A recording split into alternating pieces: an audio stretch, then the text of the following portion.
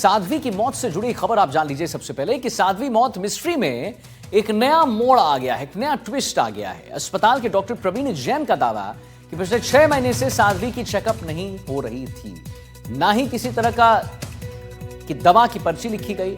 मौत मामले में पुलिस के हाथ अब तक सुराग नहीं लगा है। 7 दिन बाद भी पुलिस के हाथ खाली हैं।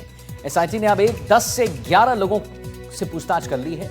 अलग अलग लोगों के बयान दर्ज किए जा चुके हैं। तो साध्वी की मौत से जुड़ी खबर, साध्वी मौत मिस्ट्री में नया मोड़। अस्पताल के डॉक्टर प्रवीण जैन का दावा कि पिछले 6 महीनों से साध्वी की चेकअप ही नहीं हुई थी। तो जब चेकअप नहीं हुई थी तो दवा कैसे लिखी जाएगी, पर्ची कैसे लिखी जाएगी? मौत मामले में पुलिस के हाथ अब तक कोई सुराग नहीं लगा है। 7 दिन बाद भी पुलिस के हाथ खाली ही हैं। एसआईटी ने अब तक 10 से 11 लोगों से पूछताछ कर ली है। अलग अलग लोगों के बयान दर्ज भी कर दिए हैं। तो साध्वी डेथ मिस्ट्री में पुलिस के हाथ अब तक कोई सुराग नहीं मिला है। 7 दिन से पुलिस जांच में जुटी हुई है। जांच के दौरान साध्वी प्रेम बाइसा से जुड़े अलग अलग किरदार, परिजन, शिष्य आश्रम से जुड़े लोगों की जो बातें हैं वो सामने आ रही हैं।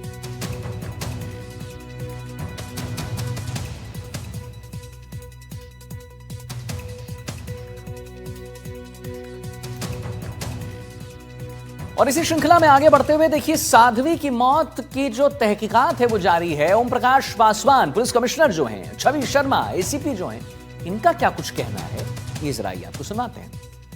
एफएसएल की जांच रिपोर्ट का वेट है और उन्होंने कहा है कि इसमें कुछ समय लगेगा, परंतु उसके बीच में जो टेक्निकल एनालिसिस है, वहाँ पे जो विटनेसेस, आई विटनेसेस मौजूद थे, उनके साथ पूछताछ और उनके बयान लेना और उनके सोशल मीडिया को खंगालना, जिसमें वो हॉस्पिटल में गई थी उस समय वहाँ पे जो उनके ब्रदर्स हैं उनको संकलित करना, उनसे चर्चा करना, ये सारी कार्रवाइयाँ की जा रही हैं। और सारे जो एविडेंस हैं, सर्कमस्टेंशियल एविडेंस हैं, उनको मिलाने की कोशिश की जा रही है जिससे कि हम किसी निष्कर्ष पर पहुँच पाए। परंतु अंततः निर्णय तभी आ पाएगा जब एफएसएल की रिपोर्ट प्राप्त होगी। अभी जो हमारी इन्वेस्टिगेशन की जांच की जो प्रोसेस है वो चालू है। हमने जो टेक्निकल डिटेल्स विभिन्न तरीके के प्राप्त किए हैं, उनका एनालिसिस चल रहा है। उनके आधार पे और टेक्निकल डिटेल्स को डेवलप किया जा रहा है और संबंधित विभागों से प्राप्त किए जा रहे हैं। इसके अतिरिक्त जो सैंपल्स वगैरह प्राप्त किए गए हैं उनको संबंधित विभागों में जमा कराया गया है। और बाकी जो इस सारे घटनाक्रम में जो संपूर्ण और लोग भी जो इन्वॉल्व थे, जिन्होंने देखा, उन सबके स्टेटमेंट्स अगर जो है वो लिए जा रहे हैं। मेडिकल हिस्ट्री की जानकारी ली जा रही है। साध्वी की मौत को 7 दिन बीत गए हैं, लेकिन अब तक उलझने जो हैं बरकरार हैं। विसारा रिपोर्ट का इंतजार किया जा रहा है ताकि मौत की वजह साफ हो सके। उधर साध्वी के मोबाइल फोन में कुछ अहम राज हो सकते हैं, मगर साध्वी के पिता फोन का पासवर्ड ही नहीं बता रहे और इसीलिए शक की जो सुई है उनकी तरफ इशारा कर रही है। एक रिपोर्ट देखते हैं। मौत के 6 दिन बाद सस्पेंस बरकरार। विसरा रिपोर्ट का इंतजार, मौत का गहराता रहस्य। अब भी वही सवाल, कैसे हुई साध्वी की मौत? साध्वी प्रेम बाइसा की मौत को 6 दिन बीत गए हैं, लेकिन सवाल अब भी वही है, आखिर साध्वी की मौत हुई कैसे? 3 अहम चीजें हैं जो इस मौत की गुत्थी को सुलझा सकती हैं। साध्वी का फोन, मौत से पहले खाए खाने के सैंपल और सबसे आखिर में विसरा रिपोर्ट, जिसका सबको इंतजार है। अब सवाल यह है कि क्या साध्वी के मोबाइल फोन में छिपे हैं ऐसे राज जो इस रहस्य से कर सकते हैं पर्दाफाश? ये सवाल इसलिए भी उठ रहा है क्योंकि साध्वी के पिता साध्वी के फोन के पासवर्ड बताने से कतरा रहे हैं। साध्वी के पिता साध्वी के सिर्फ पिता ही नहीं थे, उनके गुरु भी थे। लिहाजा साध्वी की हर गतिविधि की जानकारी उनके पास होनी चाहिए, ऐसा अंदाजा लगाया जा रहा है। लेकिन साध्वी के पिता पासवर्ड क्यों नहीं बता रहे? ये बात शक पैदा कर रही है और साध्वी के पिता को कटघरे में खड़ा कर रही है। सेवादार के मुताबिक साध्वी की तबीयत बिगड़ने से पहले जो दाल उसने खाई थी वो साध्वी के पिता ही उसके कमरे में लेकर गए थे। तो क्या दाल में कुछ मिलाया गया था? अब सवाल ये है कि दाल में कुछ मिलाया गया था तो किसने मिलाया, सेवादार ने या साध्वी के पिता ने? और तीसरी और सबसे अहम चीज, विसरा रिपोर्ट, जिसके सामने आने के बाद मौत की असली वजह पता चल सकेगी। अस्पताल में पोस्टमार्टम के दौरान मेडिकल टीम ने जो विसरा लिया था उसे जांच के लिए भेजा हुआ है। एनडीटीवी ने डॉक्टर से बात करके ये पता लगाने की कोशिश की कि आखिर पोस्टमार्टम रिपोर्ट के बाद विसरा रिपोर्ट आने में कितना वक्त लगता है। प्रिलिमिनरी रिपोर्ट बना ली जाती है डॉक्टर्स के द्वारा, उसके बाद फिर जो कंफर्मेशन जो है, जो फाइनल जो रिपोर्ट है, वो एफएसएल की रिपोर्ट के आने के बाद दी जाती है, जिसमें कई बार महीना भर, कई बार 2 महीने भी लगते हैं, क्योंकि जेनेटिक्स जो स्टडी है, एडवांस कोई स्टडी के लिए मान लो हायर जैसे जयपुर या दिल्ली भेजा जाए कुछ केसेस में, तो उसकी रिपोर्ट आने में कुछ देरी हो सकती है। लेकिन इनकी जैसे ब्लॉक्स बनाना, इनको फिर केमिकल स्टेनिंग करना, 1 महीने में लगभग रिपोर्ट्स आ जाती हैं एफएसएल से। कुछ केसेस में 3 महीने या 6 महीने भी लगते हैं। वीरमनाथ ने अपनी बेटी की हालत को लेकर बताया कि इंजेक्शन लगने के बाद प्रेम बाईसा को उल्टी नहीं हुई थी, लेकिन उन्हें लगातार छींकें आ रही थीं, जिससे सांस लेने में परेशानी हो रही थी। साध्वी के पिता ने यह भी कहा कि मौत के बाद प्रेम बाईसा के नाखून नीले पड़ गए थे, हालांकि शरीर पर कोई असामान्य बदलाव नजर नहीं आया था।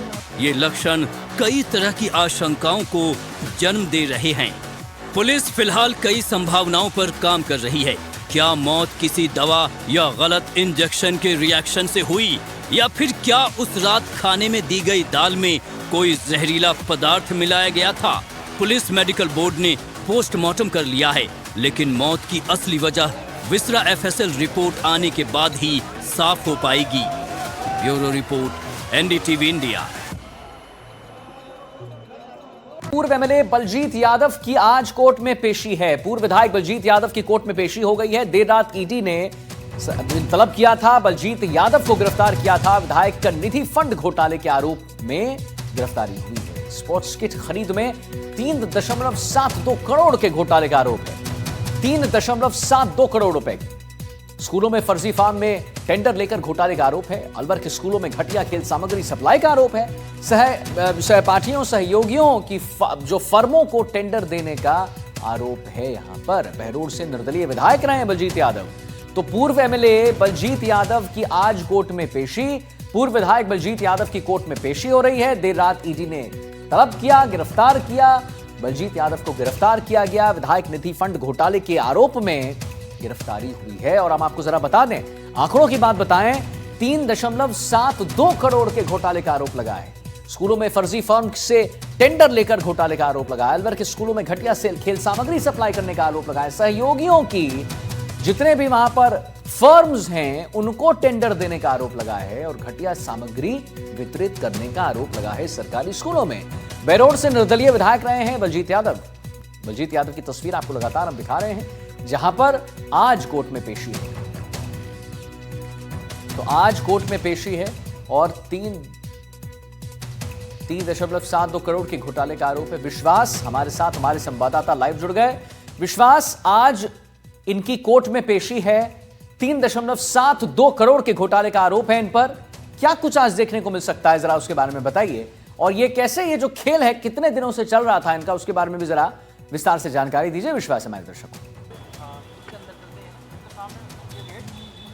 जी देखिए, पूरा ये जो मामला है 3 करोड़ 72 लाख रुपए से के खेल घोटाले से जुड़ा हुआ है। अलवर के करीब 32 सरकारी स्कूलों में क्रिकेट किट, बैडमिंटन किट और अन्य जो खेल की सामग्री होती है वो खराब क्वालिटी की खरीदी गई और बाजार की कीमतों से 2.5 से 3 गुना अधिक कीमतों पे ये जो पूरा सामान है ये खरीदा गया। इस पूरे मामले में लगातार ईडी जांच कर रही है। पिछले साल 10 जनवरी 2025 को ईडी ने बलजीत यादव के करीब 10 ठिकानों पर, उनके सहयोगियों के करीब 10 ठिकानों पर रेड भी मारी थी। वहां पर दस्तावेजों की जांच की थी। करीब 8 ठिकाने बहरोड में स्थित थे और करीब 2 ठिकाने दौसा के आसपास जो हैं वे स्थित थे, तो वहां पर भी रेड मारी गई थी। और उसके बाद में पिछले 1 साल से ही ये जो पूरी जांच है ईडी की, ये लगातार चल रही है। ईडी ने उनके निवास स्थान पर भी जांच की थी। अजमेर रोड पर, यहाँ पर जो जयपुर में उनका निवास स्थान है, वहां पर भी जांच की गई थी। और उसके बाद में अब जो है कल शाहजहाँपुर टोल के पास में उनका ऑफिस है, वहां पर ईडी की टीम पहुंची। पहले उनसे बातचीत की, उनसे पूछताछ की और पूछताछ के बाद में उन्हें गिरफ्तार किया गया। जी। अभी हम उसी कोर्ट परिसर में खड़े हैं। यहाँ पे विशेष अदालत में उन्हें पेश किया जाना है। अभी कुछ ही देर में ईडी की टीम उन्हें यहाँ पर पेश करेगी। इसके बाद में देखना होगा कि क्या कुछ आरोप उन पर तय किए जाते हैं और कितने दिनों की रिमांड जो है वो ईडी की टीम मांगती है और उसके बाद में कोर्ट के क्या डायरेक्शंस आते हैं ये देखना होगा। लेकिन ये पूरा मामला जो है विवादित और चर्चित अब लगातार बना हुआ है, क्योंकि विधायक निधि फंड से भ्रष्टाचार का एक और ये पूरा मामला है। जिस तरीके से पहले भी कुछ विधायकों पर विधायक निधि फंड से भ्रष्टाचार के मामले पे आरोप जो है लगातार लगते रहे हैं और उसी बीच में अब ये जो बड़ा खुलासा, बड़ी जो कार्रवाई है ईडी की ओर से की गई है, इसको लेकर के लगातार अब सवाल खड़े हो रहे हैं कि किस तरीके से विधायक निधि का जो फंड है, जिसका काम विकास करवाना है, जिसका इस्तेमाल क्षेत्रों में विकास कार्य के लिए होना चाहिए, उनका लगातार दुरुपयोग किस तरीके से हो रहा है, भ्रष्टाचार में उनका किस तरीके से चीजें जो है वो सामने आ रही हैं। अब ये देखना होगा कि कोर्ट में आज क्या कुछ होता है कार्रवाई के दौरान और कितने दिनों की रिमांड मिलती है और क्या कुछ ईडी जो है आरोप तय करती है। लेकिन फिलहाल जो है बड़ी कार्रवाई हुई है और काफी सुर्खियों में चर्चित भी ये रहे। 2018 में जब ये चुनाव जीते थे निर्दलीय, तब से लेकर काफी चर्चा में बने रहे। एक पोस्टर इनका बार बार वायरल हो रहा है, जिन्होंने अपने ही विधानसभा क्षेत्र में भ्रष्टाचार के खिलाफ लड़ने के लिए ठीक है संकल्प लेने की बात कही थी। उस पोस्टर में लिखा था कि 51,000 रुपए का इनाम दिया जाएगा भ्रष्टाचारियों के बारे में बताएंगे। तो इस तरह की काफी चीजें चर्चा में है। देखते हैं आज क्या कुछ कोर्ट में होता है। चलिए ठीक।